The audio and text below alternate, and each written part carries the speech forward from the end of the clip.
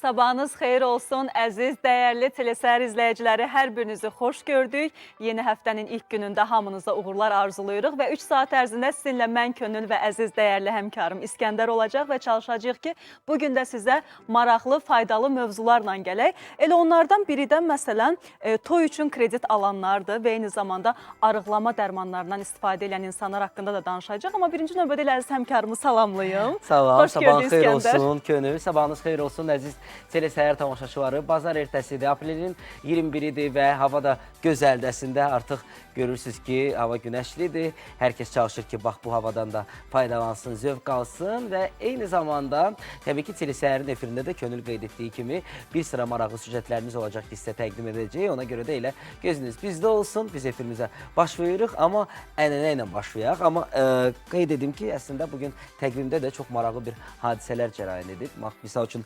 1836-cı ildə ilk dəfə kalkulator təqdim olunub və bu həyatımızı dəyişib. Biraz beyin hüceyrələrimiz işləmir, yəni kalkulatordan sonra çalışırıq ki, hər şeyi kalkulator vasitəsilə sayaq və bugün dünyada maraqlı gün kimi qeyd olunur. Misal üçün incəsənət və innovasiya günüdür. O gün ki, bir sıra fikirlər ümumiyyətlə dünyanı dəyişib. Bax, belə maraqlı bir gündür. Ona görə də hər kəsi bu münasibətlə təbrik edin. Çalışın ki, kreativ olun və əhval-ruhiyyənizə heç də təsir etməsin. Xüsusilə də işdə. Bəli, heç nə təsir eləməsin əhval-ruhiyyənizə və ələxüsusda əgər həftənin bazar ertəsidirsə, belə bir deyim var ki, hansı əhval-ruhiyyə ilə başlasaq elə də davam eləyəcək. Mən bu deyimə açığı çox inanıram və çox da dəfələrlə sınamışam İskəndər.